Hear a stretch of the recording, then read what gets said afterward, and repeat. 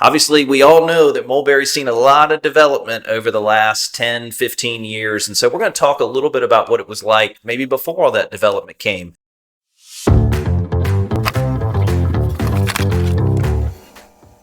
Hey everybody, my name is Michael Coker. I'm the mayor of the city of Mulberry, and today we have Mr. Wayne Stancel here, and I am super excited because we're going to talk to him about what Mulberry was like when he was growing up. So, Mr. Stancel, thank you first off for being here. I'm glad to be here. Oh, it's my pleasure. So why don't you kind of just start by maybe introducing yourself? Where are you from? Kind of, talk a little bit about that. Well, I'm Wayne Stancel, and I was born and raised in Beaufort. Most of my family lived in the Hog Mountain, Tequila, Beaufort area. And of course, we've been here since the late 1700s, so there's been a lot of changes and all. But really, all my family was from the Hog Mountain area, and all the local churches were the mainstay of the community. Take Zion Hill, Duncan's Creek, Antioch, Hog Mountain, Mount Moriah, all those were very important to the community. There were only little stores, where you could get bread and coffee and things like that. Generally speaking, you had to go to Beaufort or Lawrenceville or Brazelton to get your groceries. So, it's not like you could just run across the street and pick stuff up. So people were more prepared. People raised their own vegetables and all then too.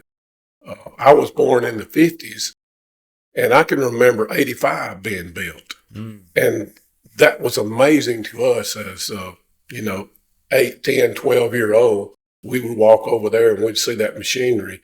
We'd never seen anything like it. So just the building 85 was a tumultuous event in our lifetime and all. But, yeah, let's talk a little bit about some of those things because that's really interesting. So I moved to Mulberry. My family moved to Mulberry in 1992. So I had to drive to Beaufort to go to the grocery store as well because we still didn't have a grocery store even in 1992. But you've seen a lot more history than even I have in the city. So let's talk about, you talked about those churches and you talked about them, having a really important role. Can you talk a little bit about that? Like what were the old churches that had been there? How long had they been there? And what role did they play in the community? The churches in the community, they were the mainstay of the community. That was the gathering point really for the community because it was actually agricultural communities. And each church had their own Memorial Day when they gathered once a year. And everybody would come there from all over the state and community and all, and you'd have dinner on the grounds. And it was a big event, and you would see people that you hadn't seen in years. And each church had their specific date. I'll go to Duncan's Creek, it's 4th Sunday in May. Antioch's was September. Every church had their own one. And I can remember Browston Highway when I was a little boy. My dad bought a 1953 Chevrolet truck. And it was made in Lakewood in Atlanta. And he would go to the ice plant in Beaufort and get ice and bring to that. And that was one of my biggest days of the year. I'd get to ride in the truck and we'd haul ice to the church because you didn't have running water. You had outhouses, and you would bring ice, and that was a great treat, doing that. The highway would be Browston Highway as far as you could see in front of Duncan's Creek in Antioch. Both sides of the road would be lined with cars. It would be solid. That's how big an event it was. Interesting. And so you talked about 85 coming through. Can you talk about maybe the effect that had on the community? Obviously, that kind of plows right through our city. Did that upend any of the farming? Talk a little bit about that. It did. The farmers in the area, it split some people's farms in the area that I knew. And some people, they raised hogs or cattle and all, and maybe that disrupted some of their water stream. I can remember one family hauling water, going to the creek, the Duncan's Creek, and hauling water to there because it kind of disrupted their ability to get to the creek and all. So it made a big difference and all. And really, when 85 first opened, there was nothing there. And finally, there was a service station showed up. And it was a big event. Everybody in the community came to the service station because that was the first thing that was open. 85 stopped at Swanee for many years and didn't continue on north. Interesting. Where was that service station? Where was that first service station? It was right there where the wood products place was at right there. Okay. That's where the original service station was. I believe it was Exxon. The one that was on Hamilton Mill Road right there? Hamilton Mill Road and Interesting. Right there, it'd be behind where the QT's at. Okay. And then, so talk a little bit about what it was like growing up in the city. You talked about having to drive to go to the grocery store, this or that. I mean, what was it like being a 5, 8, 10, 8-year-old boy in the city of Mulberry around that time? I was actually in the city of Beaufort, but Sure. all my family was there, and that's where I spent all my time. My grandfather never worked a public job, and he lived right across from Antioch Church there on 124, and he always farmed with a mule. Mule's name was Frank, and we had a mule for many years, and her name was Francis. But anyway, he never learned how to drive. My mother told me she tried to teach him to drive, but he would look down at his feet and run off in the gully and stuff. So he gave up on driving. But he raised a crop there in corn, and he always would pick out special corn and carry it to the mill in Brazelton. Brazelton was the first mall. And of course, it's just outside the city of Mulberry, but they had a mill there, and he would carry the corn there and get it ground for cornmeal, grits, whatever he was doing and all. Interesting. But Brazelton itself, it had a hardware store, a grocery store, a bank, a post office, a dry goods store, all under one roof. The older folks in our community all wanted to go to Brazelton. Interesting. So Brazelton was kind of the hot city center, you would the say. hot city for country folks. Interesting. Okay. And then, so how often would you, obviously you said you grew up in Beaufort, but your family was here in Mulberry. How common was it for you to leave the area? Like, did y'all ever go to Atlanta for anything, or was that common, or just not very common at all? Not very common. We've talked about it, and we would go, in our area, go to Gainesville.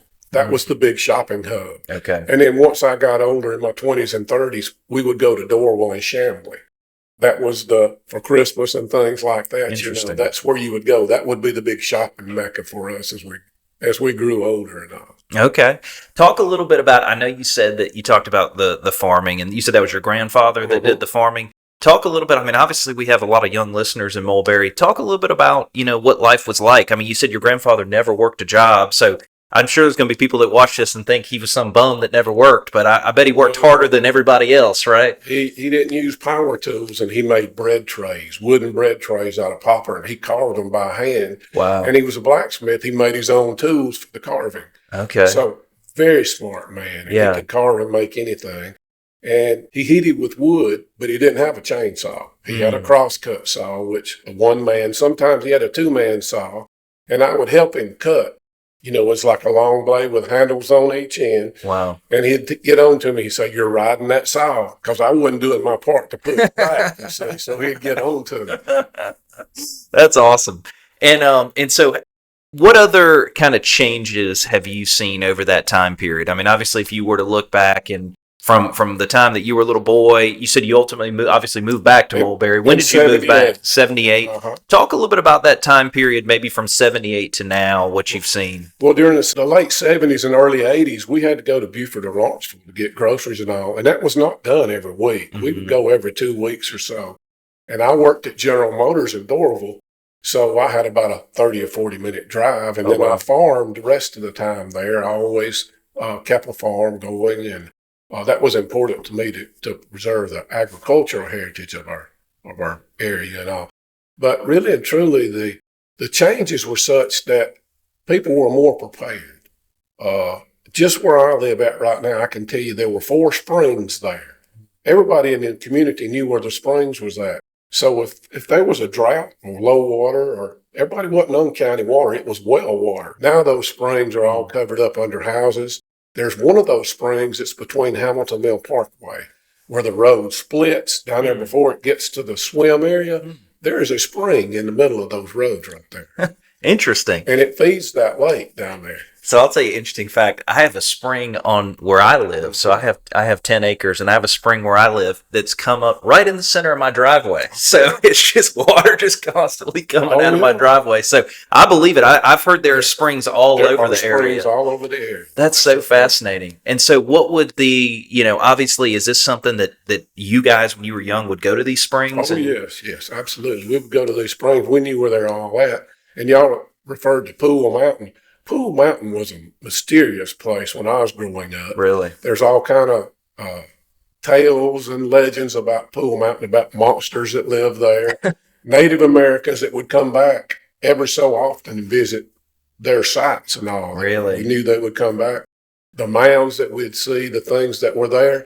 And there was what they call the boneyard there. And you could go up there at any certain time and you could see bones laying there bleached out white. And what it was the local farmers in the area would carry their livestock that died or whatever. That was the dumping ground for all these.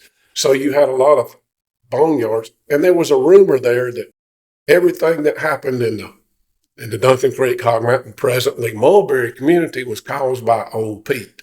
Old Pete was some kind of entity that if somebody's cow got stole or horse got stole or something tore up, Old Pete was responsible for it. And I grew up knowing that Old Pete was responsible for a lot of stuff. Old Pete. I might have to tell my kids if they don't behave, Old Pete's going to come back and get them. I grew up with Old Pete. Oh, there you go. Okay. Interesting. And then obviously kind of going into the 70s and 80s, obviously we hear a lot of stories. There's been a couple other podcasts about, some of the stuff happening in Winder, some of the, crazy Dixie Mafia stuff that come down. I mean, did you see any of that in the area? Oh, yeah. We were all familiar with it. Now, we were not associated with a lot of the people that were involved with that, but we all knew certain things that happened. Like I attended Duncan's Creek Church. Every so often, we would have a car stolen from there. My aunt had 2 cars stolen, the other aunt. Wow. And they always claimed it was the Dixie Mafia. Said they would put out I need a 1963 red Chevrolet Impala. And they would just order the car and it would be gone. So we know firsthand knowledge that there were things going on that were not legal. The last steal that I remember being busted and moonshiners and all was right there in the curve of, I think it's Jim Moore Road, right behind the dam down there. There's a real sharp curve. There's a dirt road that goes off to your right. That's the last moonshine steal that I remember being torn up. Really? That is, okay, that is fascinating. And so the sheriff in each in each county ran the county. So the bootleggers, and I know of several, I won't call any names because I don't know. Yeah, don't call anybody out on this podcast. But, you would support a certain sheriff, and if your man won, then he would overlook you and he would shut down your opposition. Your competition, yeah. So the last steal that I remember, and I won't call any names, but all the deputies were required to remove their shoes to go catch the guy so they could slip up on him. So he got away because all the deputies were barefooted. So really? They couldn't run through the woods. So. Interesting. That is fascinating. Again, piece of history right in Mulberry. Never knew about that. So, well, obviously we're getting close to the end of the time. Is there anything else that we haven't talked about or anything you want to add of maybe a cool fact or history that you remember? Well, I just like to think about the older things, how important the churches and the mills were in the community. We had a lot of grist mills in our area. You had Thompson Mill, you had Puckett's Mill, you had Hill's Mill. All those were gathering places. The mill at Brazelton. And people were agricultural communities. So the mills and the churches and the small schools, there was a Duncan's Creek School right across from Duncan's Creek Church. I can remember the building laying on the ground, but it was long past its date when I came along. But my father went to school there, and he said they used to play ball in the highway, and it was dirt.